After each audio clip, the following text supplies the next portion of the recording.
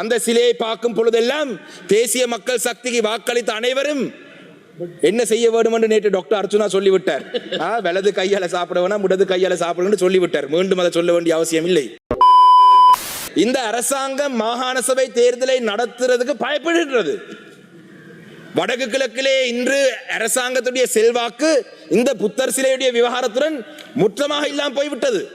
ஜனாதிபதி நேற்று சொல்றார் இது ஒரு முடிந்த சம்பவம், ஏன் இந்த முடிந்த சம்பவத்தை பற்றி இன்னும் பேசுறீங்க?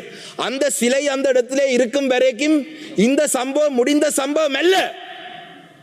உங்களை பொறுத்தளவிலே உங்களுடைய அரசாங்கத்திய நிகழ்ச்சி நிரல் அந்த இடத்திலே ஒரு சிலையை வைப்பது, அந்த சிலையை வைத்தபடியினாலே இன்று உங்களுக்கு அந்த விடயம் முடிந்த விடயமா இருந்தாலும் கூட எங்களை பொறுத்தளவிலே அந்த சிலை அந்த இடத்திலே இருக்கும் வரைக்கும் வடக்கு கிழக்கிலே தமிழ் பேசும் மக்களுக்கு இந்த அரசாங்கத்துடைய இனவாதமான செயல்பாடை ஞாபகம் ஊட்டும் ஒரு விடயமாகவே அந்த சிலை அமையும். அந்த சிலையை பார்க்கும் பொழுதெல்லாம் தேசிய மக்கள் சக்திக்கு வாக்களித்த அனைவரும் என்ன செய்ய வேண்டும் என்று நேற்று டாக்டர் அர்ச்சுனா சொல்லிவிட்டார். வலது கையால சாப்பிடவனா இடது கையால சாப்பிடணும் சொல்லிவிட்டார். மீண்டும் அதை சொல்ல வேண்டிய அவசியம் இல்லை.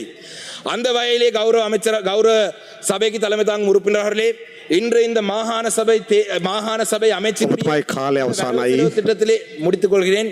வரவு செலவு திட்டத்திலே இந்த மாகாண சபை அமைச்சுக்கு எதிராக இலங்கை தமிழரசு கட்சி ஒரு வாக்கெடுப்பு என்று கோருகின்றது.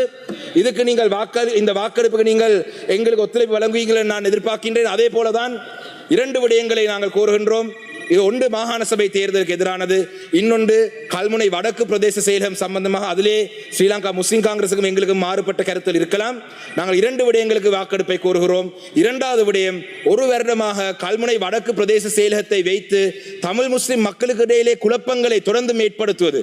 அரசாங்கம் ஆட்சியிலே இருக்கிறார்கள், குழு நியமிக்கிறோம் என்று சொன்னார்கள், குழு ஒன்றை நியமித்து ஆராய்வோம் என்று சொன்னார்கள், குழு ஆராயும் என்று சொன்னது. ஆனால் ஒரு வருடம் கடந்த இன்று குழுவும் இல்லை, எதுவும் இல்லை. கல்முனையிலே இருக்கும் தமிழ் பேசும் மக்கள் இன்று ஆளையாளுக்கு இடையிலே முரண்பாடோடு வாழ்ந்து கொண்டிருக்கிறார்கள். இந்த இரண்டு விடயங்களுக்குமாகவும் இன்று இந்த மாகாண சபை அமைச்சினுடைய ஒதுக்கீடுகளுக்கு எதிராக இலங்கை தமிழரசு கட்சி ஒரு வாக்கெடுப்பு ஒன்றை கோருகின்றது.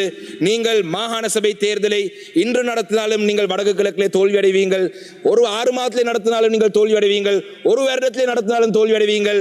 நீங்கள் மாகாண சபை தேர்தல் நடத்தாமலே விட்டாலும் எதிர்வரும் பாராளுமன்ற தேர்தலில் நீங்கள் முழுமையாக புறக்கணிக்கப்படுவீங்க என்றதை இந்த இடத்தில் பகிரங்கமாக சொல்லியிருக்கிறேன். நன்றி.